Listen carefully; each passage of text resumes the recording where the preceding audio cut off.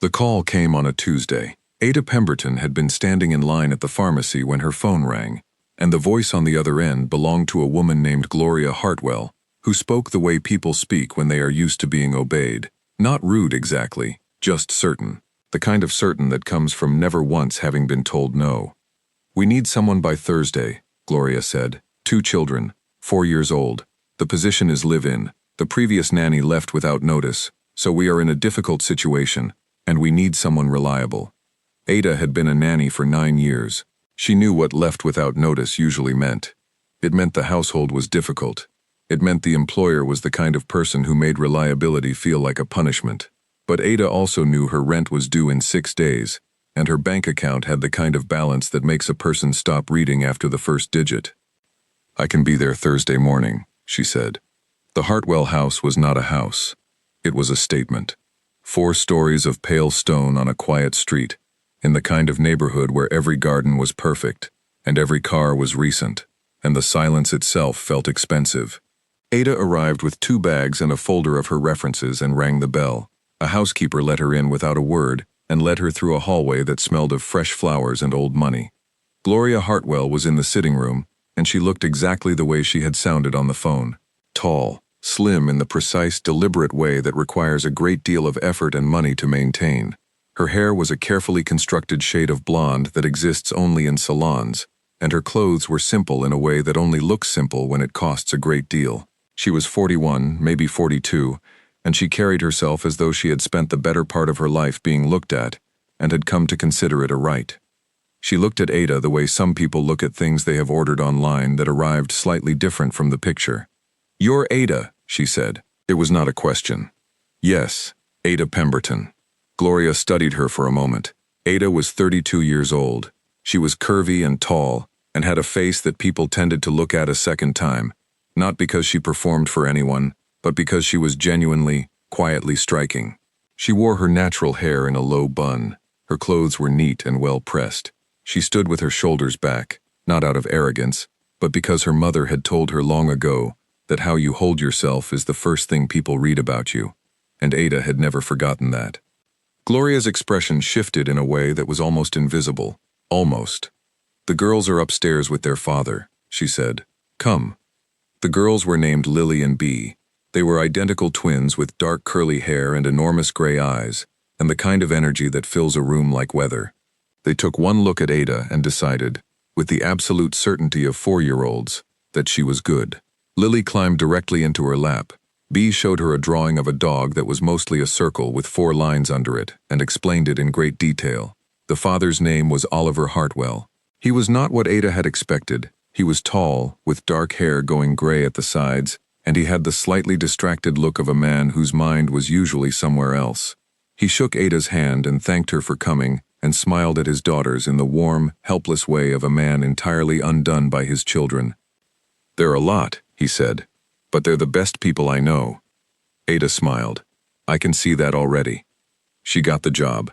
She moved in that Thursday evening. By Friday morning she understood 3 things with complete clarity. The first was that the girls were wonderful. They were funny and loud and curious about everything, and they loved stories and drawings and being chased around the garden, and taking care of them felt like the best version of the job Ada had ever done. The second was that Oliver Hartwell was a good man in the particular way of men who work too much and feel guilty about it. He was in the finance industry and his hours were unreasonable and he came home tired most evenings. But he always came to say goodnight to the girls himself, always, without fail, even when it was past 10 o'clock and they were already asleep. The third thing Ada understood by Friday morning was that Gloria Hartwell did not like her, not yet in any way Ada could point to. Nothing had been said, no scene had been made, but Ada had been a nanny long enough to read households the way other people read rooms, and what she read in this one was a woman who had decided something before Ada had even walked through the door. She told herself it would settle. It usually settled. It did not settle. The first thing Gloria did was the uniform. She produced it the second week, a pale pink dress with a white collar, and presented it as though it were a courtesy. Ada held it up. It was at least 2 sizes too small, she said, as pleasantly as she could, that it would not fit. "Oh," Gloria said, "how strange. I gave them your measurements." A pause, a small smile. We'll just have to make do for now. Ada wore her own clothes that day, and the next. The replacement uniform that arrived the following week was the correct size, but it was a full shade darker pink, the shade that is specifically unflattering on darker skin tones, and Ada stood in front of the mirror and understood that this had not been accidental. She wore it because she needed the job. She wore it and she smiled at the girls and she read them their stories and she took them to the park, and she did every single part of her job with the same care she brought to everything, because that was who she was, and no uniform was going to change it. But she watched, and she learned, and she began to understand the particular architecture of this household, and the particular fear that lived inside the woman who ran it, and she filed that understanding away in the part of her that knew, with quiet certainty, that this was not the end of the story. She was right. It was only the beginning. The weeks passed. Autumn came properly, turning the trees on the street outside to copper and rust. The girls were thriving. Lily had started making up elaborate stories about a family of talking mushrooms, and insisted Ada illustrate them, so there were mushroom drawings on every surface of the playroom. Bea had developed a deep interest in birds, and required Ada to identify everyone they saw in the garden, which pushed Ada to download a bird identification app and learn an entirely new vocabulary of wings and calls and seasonal patterns. Oliver noticed. He had started coming home a little earlier some evenings, and Ada would hear him ask the girls about their day, and the girls would pour out everything, the mushroom stories and the birds and what Ada had said about the heron they had seen by the pond, and Oliver would listen to all of it with genuine interest, and then ask Ada a question about her day too, the kind of question that expected a real answer. These conversations were brief. They happened in hallways and at the kitchen table, while Ada was getting the girls their supper, and Oliver was loosening his tie, and they were entirely ordinary. But ordinary things, in houses with frightened women in them, have a way of becoming charged. Gloria started appearing in rooms where Ada was working. Not to speak, not to check on the children, just to be present, with her phone and her coffee, stationed near the window or settled on the sofa, watching with the particular stillness of someone who is listening for something specific. Ada adjusted. She was professional about it. She included Gloria in conversations about the girls, asked her opinion on activities, updated her in writing about anything notable from the day. She was meticulous and warm and left no gap for complaint. So Gloria invented the gaps. The piano issue was the first visible one. Ada had been teaching the girls a simple song on the sitting room piano, because Lily had asked, and because Ada had learned the basics as a girl. Gloria walked in mid-lesson and watched for a moment and then said pleasantly, "I don't remember authorizing piano lessons." Ada explained it was informal, just a little song. The girls were enjoying it. Gloria said she would think about whether it was appropriate. She never said another word about it, but the following week the piano room was locked. Then there was the garden incident. Ada had taken the girls outside on a dry afternoon, and Bea had found a muddy patch, and both girls had ended up thoroughly dirty. This was normal. This was children being children. Ada had bathed them and changed them and washed their clothes before Gloria had even come home. But somehow the mud had reached Gloria anyway, via the housekeeper, and Gloria came to find Ada that evening and said, with a particular kind of careful quiet, "We have neighbors who use this garden too, Ada. I would appreciate if you remembered that." Ada said, "Of course. I apologize if it caused any issue." "It created a certain impression," Gloria said. Ada looked at her steadily. "I'll be more careful about the weather conditions." Gloria held her gaze for a moment. Something moved in her expression. Not anger. Something more complicated than anger. Then she turned and walked away. The dinner party invitation arrived on a Wednesday. Not an invitation exactly. An instruction. Gloria informed Ada at breakfast that there would be 12 guests for dinner on Saturday evening, and the catering company would need an extra pair of hands, and Ada was to assist. Ada's day off was Saturday. She did not say this. She said, "Of course. What time would you like me to start?" She told herself it was one evening. It was fine. She pressed her own clothes and arrived on time and worked alongside the catering team with efficiency and good humor. The guests were the kind of people who had long ago stopped noticing the people who served them, which Ada preferred to the alternative. Oliver was at the table. He glanced at her when she came into the dining room the first time, and something in his face shifted, just for a moment, the way a face does when it registers something wrong that it cannot yet name. Then a guest spoke to him and he turned away. Midway through the main course, Gloria called her in from the kitchen to refill the water glasses. The caterers were right there. 3 of them. Any one of them could have done it. Ada understood what this was. She took the pitcher and went to the table. She moved around the table carefully, filling glasses, aware of 12 people aware of her, in the way people are aware of something they are deliberately not looking at. She reached the far end. She filled the last glass. That was when Gloria spoke. "Do try to be careful, Ada." Light, almost affectionate. "We know how these things go with girls of your size." The table went quiet. Not completely. The quiet lasted maybe 3 seconds. Then someone laughed, a small, uncertain sound, and someone else said something to their neighbor, and the noise of the dinner resumed. 3 seconds. That was all it took for Ada's dignity to be reduced to a punchline at a table she had been summoned to serve. Ada set the pitcher down. She looked at nothing in particular. She said very quietly, "Excuse me," and she walked back to the kitchen. She stood at the sink. She turned the tap on and let the water run. She breathed. She did not cry. She had learned long ago that dignity was not the absence of pain. It was what you did with your face and your spine when the pain arrived. She was still standing there when she heard the kitchen door open behind her. She assumed it was one of the caterers. She did not turn around. Then a voice said, "That was a disgraceful thing she did." She turned. He was standing in the doorway, not one of the guests she had catalogued during the dinner. She had not seen him at the table. He must have been at the far end, around the corner, out of her line of sight. He was tall, broad-shouldered, somewhere in his mid-40s. He wore a dark suit with no tie, and he had the kind of face that had lived in it for a while, not unhandsome, just experienced in a way that made it interesting. He was looking at her directly, which after this evening felt almost startling. "She does what she does," Ada said. "That's not an answer." It wasn't a question.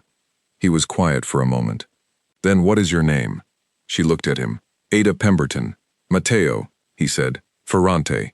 He said her name then, all 4 syllables, the correct stress, which almost no one ever got right on the first attempt. "Are you all right?" "I'm working," she said. "So, yes." He looked at her a moment longer. Then he crossed to the counter beside her, and without asking, without explaining, he set a business card down next to the soap dispenser. No flourish, no instruction. Just the card, placed there the way a person sets down something they expect to be picked up later. He left without another word. Ada looked at the card for a long time. She did not pick it up. She went back to work. But she did not throw it away. 3 weeks later, on a Sunday morning when the house was quiet and the girls were at their grandmother's, and Ada was sitting alone in her room with a cup of tea going cold, she picked up her phone and dialed the number she had memorized because she had looked at the card every single day for 3 weeks without allowing herself to touch it. He answered on the second ring. "Ada Pemberton," he said, as though he had been expecting her. "You remembered," she said, before she could stop herself. "Every word," he said. "From the kitchen." She was quiet then. "Why did you leave your card?" "Because I wanted you to call," he said, "and I thought you were the kind of person who needed to decide that for herself." She sat with that for a moment. It was a very accurate thing to say about a person he had spoken to for 4 minutes at a kitchen sink. "What do you do, Matteo Ferrante?" she asked. A pause, brief. "I manage assets," he said, "among other things." She did not ask what the other things were. Not yet. She had learned, over the years, to read the pauses between what people say and what they mean, and the pause Matteo Ferrante left around the words "other things" was a pause she decided to respect for now. "I'm free on Saturday afternoons," she said, "if you wanted to have coffee." "Saturday?" he said. "Yes." She hung up and sat very still. Outside the window, the autumn had moved fully into November, and the trees on the street were bare, and the sky was the particular gray that comes before rain, and Ada looked at it and felt something she did not immediately have a name for. Not hope exactly, not yet. Something quieter than hope, the sense that the shape of things was about to change. She was not wrong, but she did not yet understand in how many directions the change would move, or how far it would reach, or what it would cost the woman who had humiliated her in front of 12 guests, and then gone back to her wine as though Ada Pemberton were a person who would simply absorb it and disappear. She finished her tea. She went to make another cup. Outside, the first drops of rain began to fall. Saturday came with cold, clear light. Ada had thought about it all week, the way she thought about things she knew mattered. quietly and thoroughly, turning the question over without urgency, the way you turn something fragile in your hands to look at all its sides. She wore her own clothes. Dark trousers, a good coat, her hair down for the first time in weeks because at work she kept it up, and this was not work. She met Matteo at a small coffee shop near the river, the kind of place that is serious about coffee and does not play music, and she arrived 2 minutes early, because she always arrived early, and she was not about to change that for anyone. He was already there. He stood when she came in, not in the theatrical way, just the natural, unfussy way of a man whose mother had taught him something and it had stuck. He looked the same as he had in the kitchen doorway, except that in daylight he looked more human. There were faint lines around his eyes. His hands, she noticed, were large and still, the hands of someone who did not fidget. They sat. They ordered. And then something happened that Ada had not entirely anticipated. They talked. Not small talk. Not the careful testing conversation of two people who are performing interest they do not feel. They talked about real things. She told him about her work, what she loved about it and what was hard about it, and he listened with the focused attention of a man who is not simultaneously composing his next sentence. He asked questions that were perceptive. When she said something he disagreed with, he said so, plainly, without aggression, and she found this more comfortable than she expected. He told her about himself in pieces. He had grown up in the south of England, the son of an Italian father and an English mother. He had built his business over 20 years. It involved money and property and several other things he described only in outline, and Ada registered the outlines and registered also that she was choosing, for now, not to draw them fully. Some people had complicated lives. She had learned that complicated was not the same as dishonest. What she was sure of, sitting across from him in that quiet coffee shop, was that he was someone who said what he meant. In her experience, this was rarer than most people admitted. They stayed 2 hours. When they left, he walked her to the end of the street. He did not ask for a second meeting directly. He said, "Same time next week?" as though it were a natural continuation of a conversation already established, which she supposed it was. "Same time," she said. She walked home.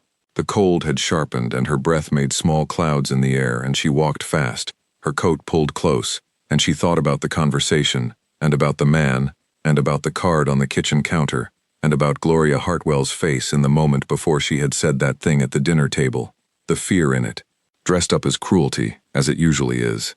Ada had done nothing wrong. She had been kind to those girls and professional with that household, and dignified in every situation that had tested her dignity, and none of that had protected her, because protection, in this world, was not something that arrived because you deserved it. She had understood this for a long time. What she had not expected, until this particular Saturday afternoon, was that it might arrive anyway. The weeks that followed were strange and layered, because two things were happening at once and they occupied completely different parts of Ada's life and did not yet touch each other, which made everything feel slightly unreal, like two different films playing on the same screen. In the Hartwell house, things had moved into a new and colder phase. Gloria had noticed the change in Ada and could not name it, and that inability unsettled her in a way she did not know how to handle. Ada had not changed anything visible. She was still entirely professional.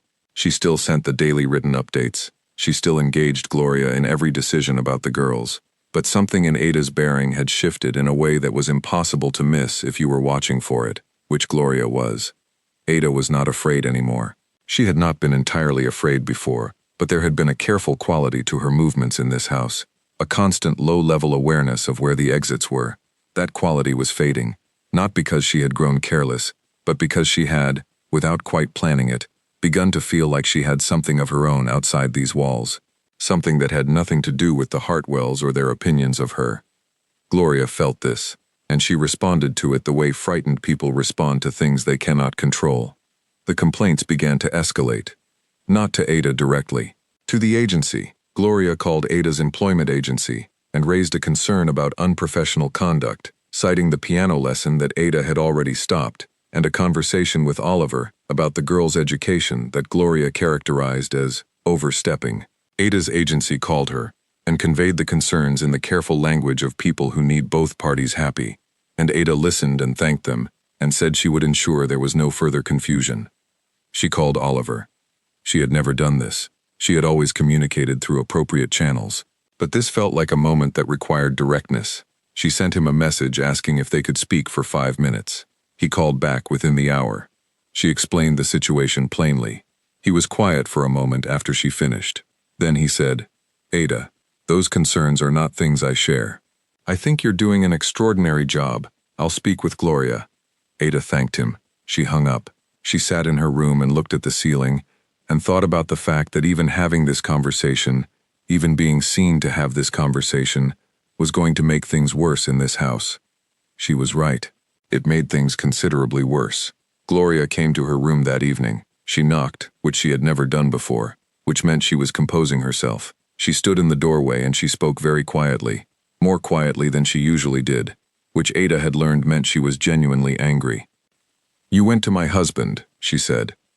"I raised a professional concern through an appropriate channel," Ada said. "He is my husband. He is also my employer." The silence between them was the kind of silence that has everything in it. "I want you to remember," Gloria said very softly, "that you are in my house. My house." "I do remember that," Ada said. "Every day." Gloria left. The door stayed open. Ada got up and closed it herself, gently, and then stood in the middle of her small room and took 3 slow, deliberate breaths. On Saturday, she met Matteo at the coffee shop again. She told him about the week, not asking for advice, not asking for anything, just telling it, because she had discovered that he was someone she could tell things to, and he would listen to all of it, and respond to what she actually said, rather than what he wished she had said. He listened to the whole thing. He was quiet for a moment. Then, "How much longer do you want to stay in that house?" Ada looked at her cup. "Until I have something else." "What would something else look like?" She told him. She had been tracking a position at a children's foundation in the city, a coordinator role in their family support program. The salary was lower. The work was harder. It was exactly the thing she had trained toward and never quite reached, because the live-in positions paid better, and her circumstances had always required better. Matteo said nothing for a moment. He turned his coffee cup once on its saucer. Then, "Tell me about the foundation." She did. He asked specific questions, not vague ones. By the end of the conversation, she had outlined the application she had been putting off for 3 months, and he had said nothing except to listen and occasionally reflect something back more clearly than she had said it. He did not offer to fix it. He did not suggest calling anyone or using influence or doing any of the things she would later learn he could have done without effort. He just helped her see her own thinking more clearly. She found this, to her surprise, the most useful thing anyone had done for her in a long time. She went home and started the application. In the Hartwell house, something was building. Ada could feel it the way you feel weather before it arrives. The housekeeper had grown awkward around her, overly formal, which meant Gloria was talking to the staff. Oliver was coming home later again, which meant something was straining between the two of them that went beyond Ada.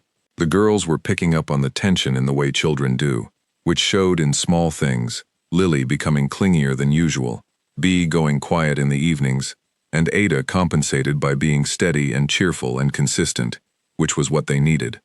She was 3 weeks into the foundation application, almost finished, when Gloria made her next move. It was a Thursday evening. Oliver was at a work dinner. The girls were asleep. Ada was in the kitchen making herself a cup of tea when Gloria came in and sat down at the kitchen table with the deliberate air of a woman who has rehearsed what she is going to say. "I've been speaking with the agency," Gloria said. "I've raised some concerns about your licensing." Ada turned from the kettle. "My licensing is current and complete. There's a question about one of your references." Ada looked at her steadily. She knew her references. She knew each person who had written them and what they had said and why. There was no question about any reference. What there was a person who had decided to create one. "Which reference?" Ada asked. Gloria said a name, a family Ada had worked for 4 years ago. Ada knew immediately that Gloria had contacted them directly, which was not how references were supposed to work, and that she had asked questions designed to extract something usable, which was a particular kind of determination. "I'd like to speak with the agency directly," Ada said. "Of course," Gloria said. "I've already given them my assessment." She left the kitchen. Ada stood there. The kettle had boiled and turned itself off, and the kitchen was very quiet. She called her agency the next morning. The conversation was careful and uncomfortable, and it ended with the agency suggesting that perhaps this position was not the right fit, and that they would look for something new for her. Ada understood what this meant. It meant Gloria had been effective. She sent Mateo a message, not emotional. Just, "Something happened today, can we talk?" He called within 20 minutes. She told him everything. He listened to all of it without interrupting.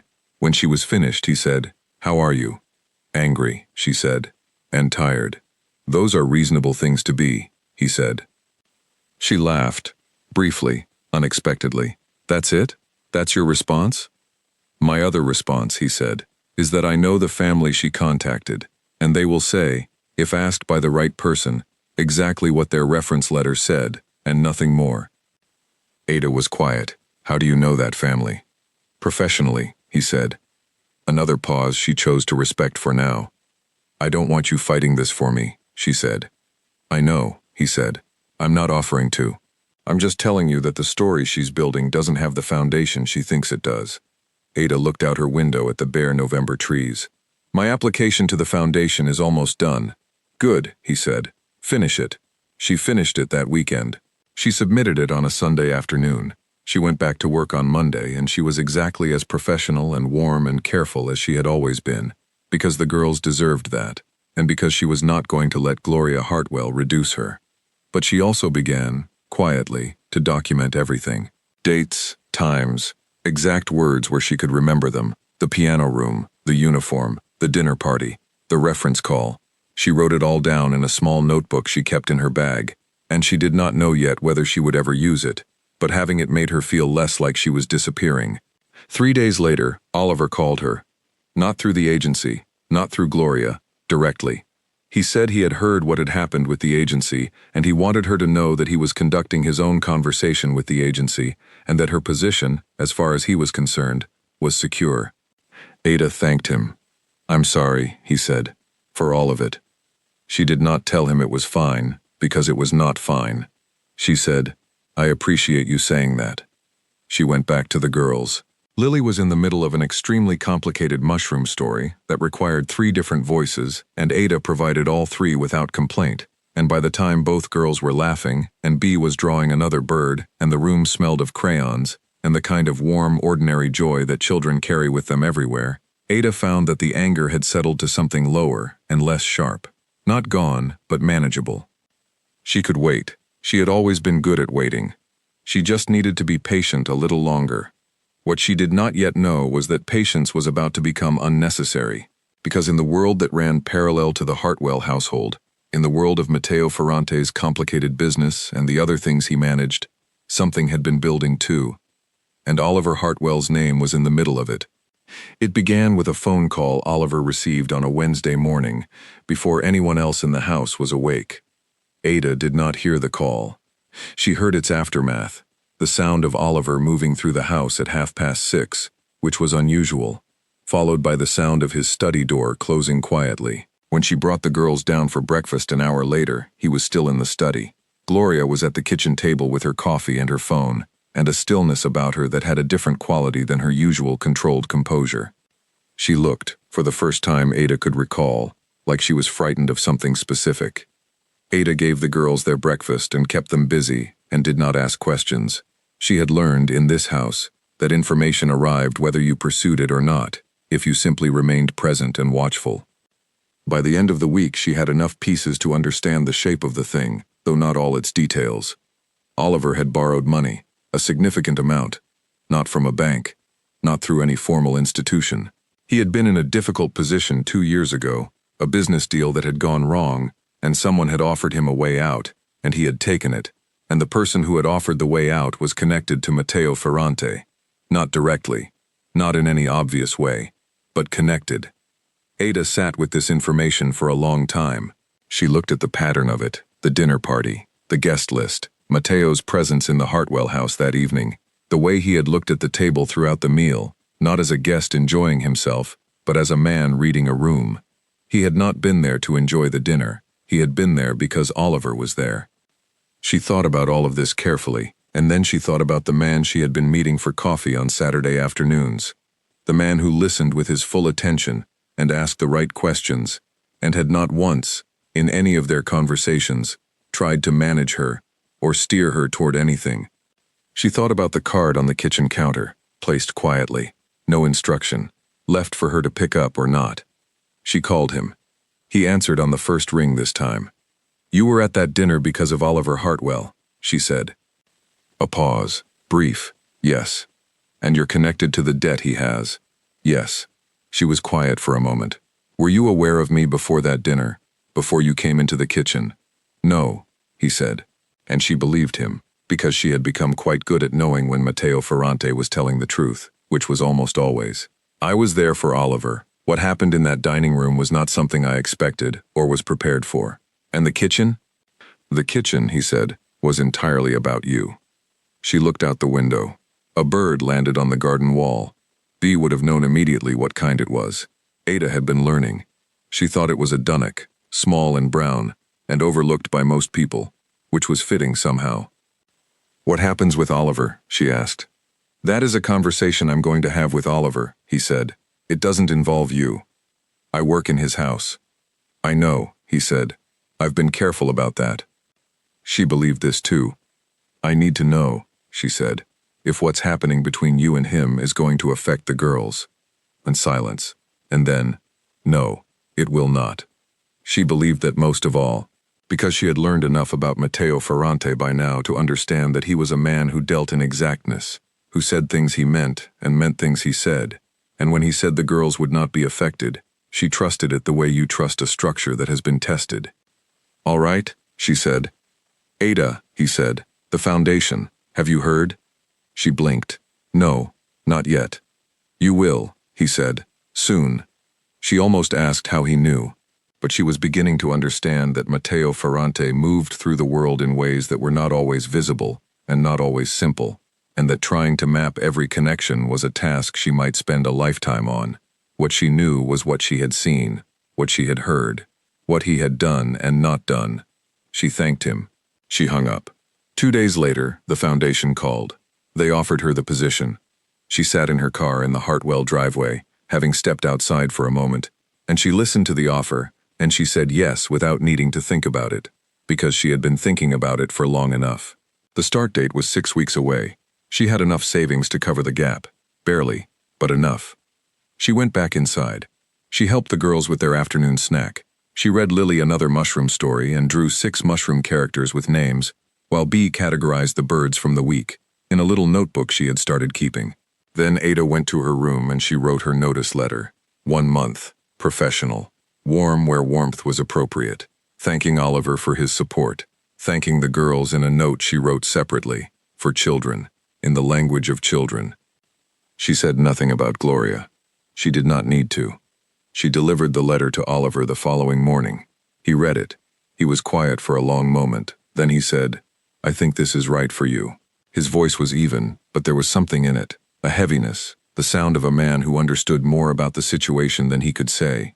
"Thank you," she said, "for everything you did that I know about, and everything you probably did that I don't." He looked at her. Something moved in his face. "Take care of yourself, Ada," she told the girls that evening. Lily cried immediately, without hesitation, which was so purely Lily that Ada had to work hard to keep her own face steady. Bea went very quiet, and then said, "Will you come back and visit?" "As often as I can," Ada said. "Promise?" "Promise," Ada said. She held them both for a while. The room smelled of crayons and the particular warmth of children, and Ada pressed the feeling into her memory the way you press a flower, wanting to keep the shape of it. She did not see Gloria before she left. Not for lack of proximity. Gloria was in the house, but she was in the rooms that Ada was not in, which had a deliberateness to it that Ada recognized as the closest thing to acknowledgement Gloria would ever offer. On her last day, Ada carried her 2 bags down the stairs the same way she had carried them up, neatly and without ceremony. The housekeeper helped her to the door and squeezed her hand briefly at the threshold, which was more than Ada had expected. The door closed behind her. She stood on the pale stone step and breathed the cold December air. The trees were stripped entirely bare now, thin black lines against a gray sky, and her breath made clouds, and the street was quiet with the expensive quiet she had never belonged to and had never wanted to. She picked up her bags. She walked to her car. She had somewhere to be on Saturday. 4 months after Ada started at the foundation, There was a gala fundraiser at one of the larger hotels in the city. It was the kind of event that the people Ada used to work for attended in their good clothes and called charity. And Ada was there not as a guest exactly, but as a staff representative, which meant she was simultaneously visible and professionally placed. And she had decided, after some consideration, to wear the red dress she had bought 3 years ago and never found an occasion for. Matteo met her in the lobby. He looked at her in the red dress, the way he had looked at her in the kitchen doorway the first night, directly, without performance. He offered his arm and she took it, and they went in together. She had been to several events with him by this point. She had learned the geography of his world. It was not her world. She had never pretended otherwise, but it was not hostile to her either, which was more than she had been promised. What she had not expected, until she walked into that room on his arm, was the particular feeling of being seen. Not stared at, not displayed, just acknowledged, greeted by name, spoken to as a person whose opinion on things was expected and welcome. She sat next to the wife of a city planner who wanted to know everything about the Foundation's family support program, and they talked for 40 minutes while their table finished its first course, and by the end of it, Ada had a contact who would prove useful and a genuine sense of connection she had not manufactured. Matteo watched this from across the table with a quiet attention that she had come to recognize as his version of satisfaction. Later, between courses, she leaned toward him. "You arranged the seating," she said. He turned to look at her. He did not confirm or deny it. He said, "How is the funding situation at the Foundation?" She laughed. She was still laughing when Gloria Hartwell arrived. Ada had not known she would be there. She should have considered the possibility, given the circles, but she had not. She saw her across the room near the bar, in a silver dress, her hair precisely arranged, talking to 2 women Ada did not recognize. Gloria looked well, composed, performing ease the way she always did. Then Gloria's eyes moved across the room in the automatic survey of someone always checking the social temperature. They landed on Ada. Ada watched it happen. The recognition, the comprehension. The thing that passed through Gloria's expression in the space of a second, too fast to be controlled, something between embarrassment and something else, something rawer. Ada looked back at her steadily. She did not look away first. She did not arrange her face into anything. She simply looked, the way you look at something that used to be large and is now its actual size. Gloria was the one who looked away. Ada turned back to the table. Matteo was watching her. He said nothing. "It's all right," Ada said. "It's actually all right." He nodded. He believed her, because by now he knew how to read the difference between what she said to manage people and what she said because it was true. It was true. She did not feel triumph. She did not feel vindicated. She felt something quieter and more permanent than either of those things. She felt like herself. Gloria did not approach her that evening. She left before dessert was served, which Ada registered only in passing, the way you register weather that has already moved on. Ada ate her dessert. She talked to the Foundation director about a new program for displaced children. She listened to Matteo have a conversation about infrastructure financing that she understood perhaps a third of, and found genuinely interesting anyway. She stayed until 11, which was later than she usually stayed at these things. In the car on the way home, he asked, "What do you need, Ada?" She knew he meant it in the practical sense. He asked her this sometimes, not out of obligation, but out of the specific attention he paid to what actually made things work for her, because he was that kind of person.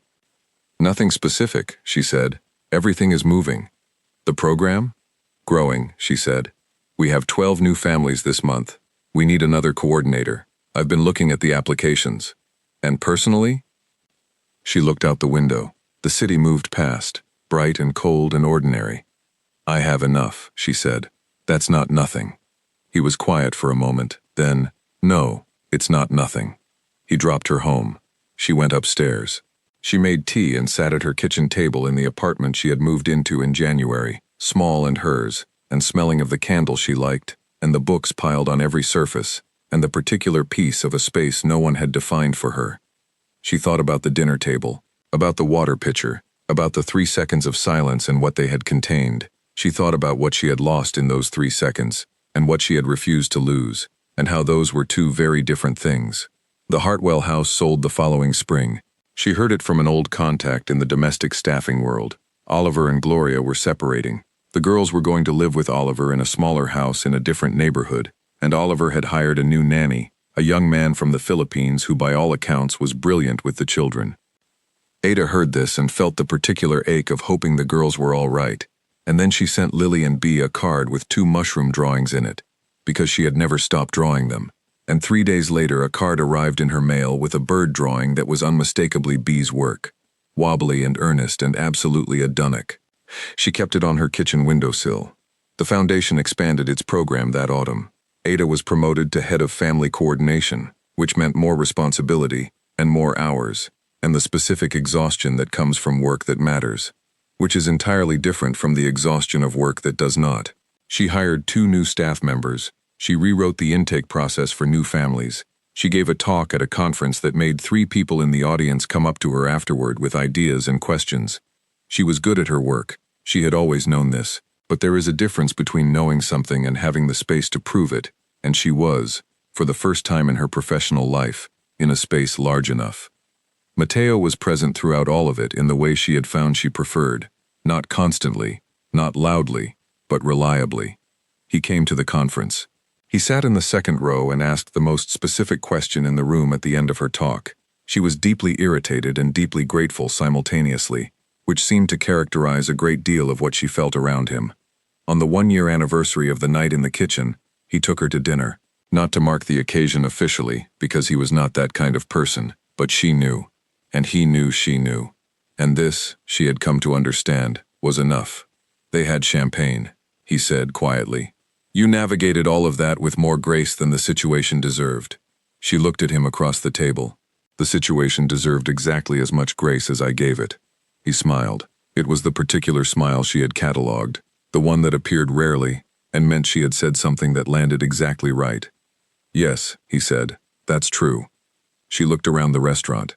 Good light, good food, a room full of people living their ordinary complicated lives, talking and eating and worrying about things she could not see. She felt, not for the first time but perhaps more completely than ever before, the full weight of how much had changed and how little of it had been given to her. She had walked out of that house with her 2 bags. She had submitted an application. She had taken a call. She had done the work. Every step of it, she had taken herself. What Mateo had given her was not rescue. She had not needed rescue. What he had given her was the particular gift of someone who saw her clearly and treated what he saw with respect, which was not a small thing. It was, she had come to believe, actually a quite significant thing. What are you thinking about? He asked. The dunnock. He raised an eyebrow. It's a bird, she said. Small, brown, very easy to overlook. She turned her champagne glass once. Remarkable singing voice, apparently, once you stop and actually listen. He looked at her for a long moment. Then he raised his glass. She raised hers. They did not make a toast out loud. They did not need to. The quiet between them had long since become a language they both spoke without effort, which was, all things considered, one of the best things Ada Pemberton had ever learned.